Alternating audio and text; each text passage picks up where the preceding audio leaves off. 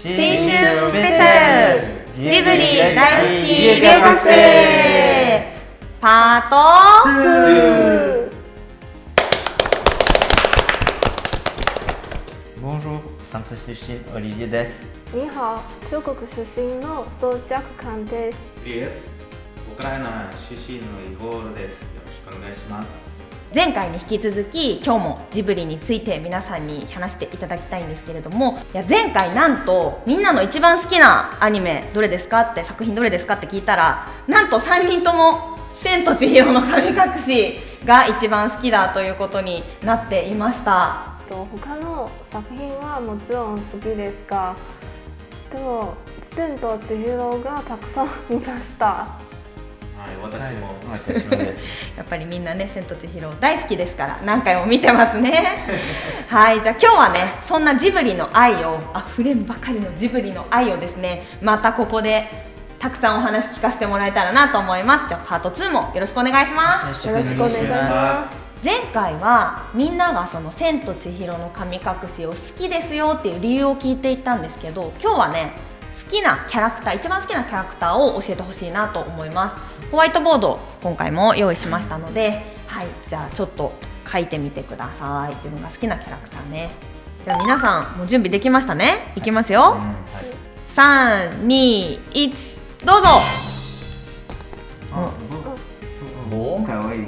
おー、すごいね。私そう思います。はい、じゃあ一人ずつね、理由も聞いていこうかなと思います。イゴルさんなんで書く？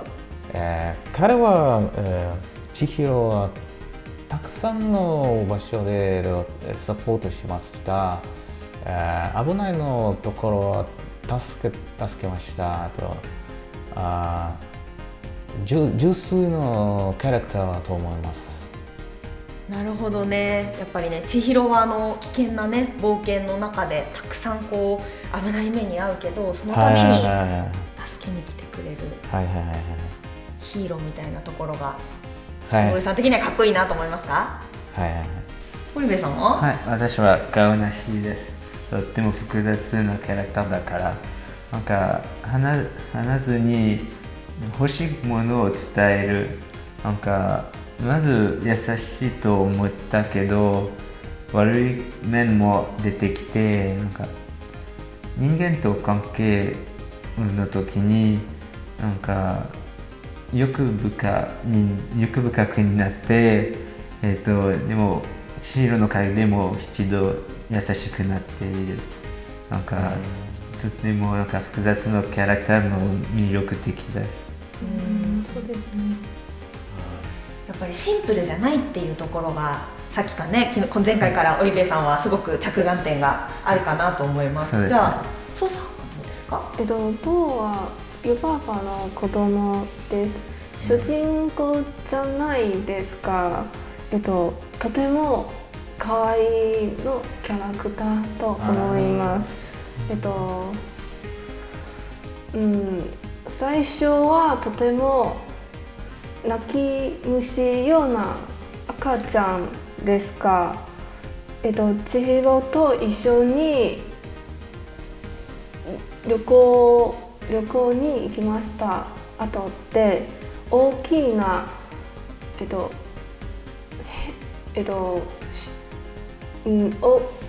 大きな様子が変わりました。ネズミになった後、すごく可愛いと思います。そうね、湯婆婆の子供なの大きい赤ちゃんだよね。最初は泣いてばっかりで、ね、泣き虫なんだよね。だけどネズミになっちゃって千尋と一緒に、ね、冒険に出て大きな成長 しました。そうだよね、成長したよね。そっかそっか。でもみんな私千尋って書くと思ったんだけど。でももちろん千尋も好きです。もちろん千尋も大好きです。そっかそっか。じゃあ千尋も好きだけど、さらに千尋を取り囲む白だったり棒だったり顔なしっていうキャラクターがね、みんなは好きだなっていうのがすごく愛もすごく伝わりました。今度はみんなの好きなシーンを教えてほしいんだけれども、じゃあソさんからお願いしてもいい？はい、千尋とカオナシと一緒に海の電車で乗るシーンです。すごく孤独が感じがしました。私もカオナシが出てきた時にとてもびっくりした。どこから来たのかわからないの感じ、驚きました。あとに、千尋の両親が動物になった時も予想外です。私も。最初の千尋の前にすごく古いの階段があったと、私もちょっと高いの場所をびっくりした子供の時。あと今はちょっと東京タワーで窓の近くすごく怖いそうだった。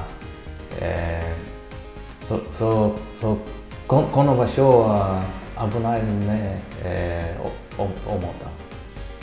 千尋の前にその古い壊れそうな階段が出てきてね、なんか危ないな、どうしよう、ハラハラしちゃう、ドキドキって感じですかね。この階段いつ壊れくないと感じだった。だからちょっと怖いそうでちょっと危ないね。ドキドキドキドキってしちゃう。そこがイゴルさんはすごく印象に残ってるってことですね。なるほど。私なんか千と千尋だけでなく、もののけ姫の中でなんか獅子神首を切った時にとても怖くなりました。そうだね、なんか結構ジブリってパート1見てない人はぜひ見てほしいんですけどパート1でも言ってたんだけど、こう結構なんかちょっと怖いなって思ったりとか、なんかただ可愛いなっていうイメージじゃない作品が結構ジブリは多いってみんなもパート1の時に言ってましたよね。そうさん、他にもっとある？とても有名なシーンと思います。最後ハクと千尋と一緒に自分の名前を探した瞬間で音楽が急に出てくる。映画館にこのシーンを見た時、みんな一緒に拍手しました。とてもこれは映画館の魅力と思います。とても感動しました。映画館で拍手、そういうことって普段の時もあるんですか？私は初めてです。とてもそれぐらいみんな感動してたってことですね。はい。フランスとかウクライナはどう？彼はそんなことないです。ウクライナでない。じゃあそのソさんが見た時、みんな本当に感動してくれてたってことだよね。はい。今日ね、こうやってみんなが紹介してくれたみんなの好きなシーンを一緒にね、ぜひ見ていきたいなと思うんだけど、著作権の関係でここでちょっと流すことができないので、 YouTube をご覧の皆さんはぜひね、今留学生3人が紹介してくれたシーンを探しながら千と千尋の神隠しをぜひ見てみてください。ぜひ見てください。ぜひ見てください。今度はせっかくね、こうやって皆さん日本に来て日本語を勉強しているわけですから、ジブリのその作品千と千尋を見て覚えた日本語とか、すごい聞いたなっていう日本語を教えてほしいので、手元にあるボードでちょっと書いてみてもらっていいですか？はいはいはい。せーの、じゃん。はい、あれみんななんだろうこれね。長いですね、確かに。じゃあ一人ずつちょっと書いてあるものを読んでもらいます。じゃあオリビエさんから。隣と崖。隣と崖。あんまり太っちゃダメだよ。食べられちゃうからです。はい。イゴルさんは？ついてくるおいでひょろひょろひょろひょろ。これはどういう時に覚えました？はい、例えばおいでたくさんの岩場から、聞こえました。だから、覚えました。たくさんのこの言葉は、教科書であんまりないですね。そうです。確かにひょろひょろとかキョロキョロっていうのはでも日本語のねテキストにはあんまり出てこなさそうな、ね、表現ですよね。はい、よかった。じゃあソさん、これは誰のセリフ？千尋のセリフです。豚になった親に見た時、その時の千尋がとても可愛いとかわいそうと思います。そういう言葉はその時の千尋だけだなと思います。ちょっと私やっぱりね気になるんですよオリビエさん。みんなも思わない？ちょっと気にならない？オリビエさん、これは千と千尋ですか？なんか千と千尋の中ではない。なんかずっとフランス語で見たから日本語の言葉を勉強しなくても、なんか日本語の他ジブリの操作のタイトルを探したときに、なんか隣のトトロの隣と崖の上のポニョの崖を覚えた。なるほど、そういうことだ。でもなんかそれは、ね、日本とフランスのタイトルの同じ意味があるとき覚えやすいだけど、時々全然意味違うだから、言葉はないけど日本の文化を勉強できる。なるほどね。じゃあオリビエさん、次はあれだね、千と千尋の神隠しもぜひ日本語で。はい、次は日本語でチャレンジみたい。はい、頑張ってください。はい、頑張ります。次にみんなに聞きたいのは、ジブリの作品に関係のある行ってみたいなと思う場所を教えてほしいんですけど、またねちょっとホワイトボードが用意されてるので、そこにちょっと行ってみたい場所書いてみてもらっていいですか？どうぞ。じゃんじゃーん。お、どう？読める。イゴールさん、これはどこかな？琥珀川、これは場所、どこ白はから来ました。だから覚えましたと、千尋を助けました。だから、面白いと場所を思います。琥珀川ってちなみにここの川をモデルにしましたっていうのが実は公表されてないから、ここかもしれない、ここかもしれないみたいな川がねいっぱいあると思うので、じゃあイゴールさん、どれが琥珀川のモデルになったかぜひ探し当ててみてください。じゃあ次はソさん、これはどこに行きたいですか？ジブリの美術館です。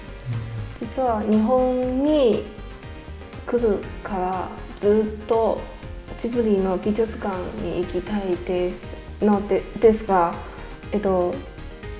美術大学の準備をしましたので、忙しいのであまり時間がないのですが、でも今美術大学が合格しました。ありがとうございます。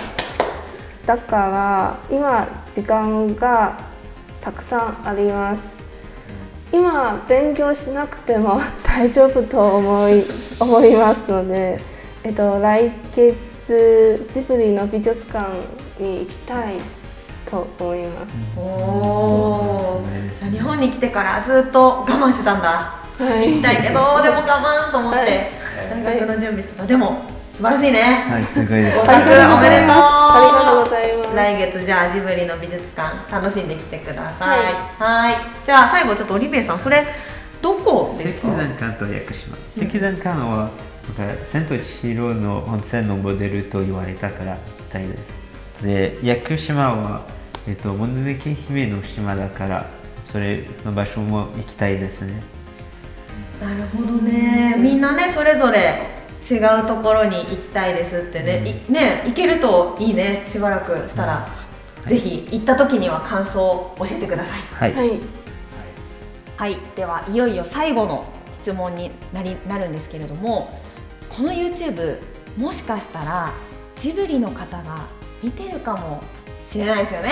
ね、YouTube ね。なので皆さんのジブリへの思いをジブリの皆さんに向かってぜひ伝えていってほしいなと思うんだけれども。子供の時と、大人、時、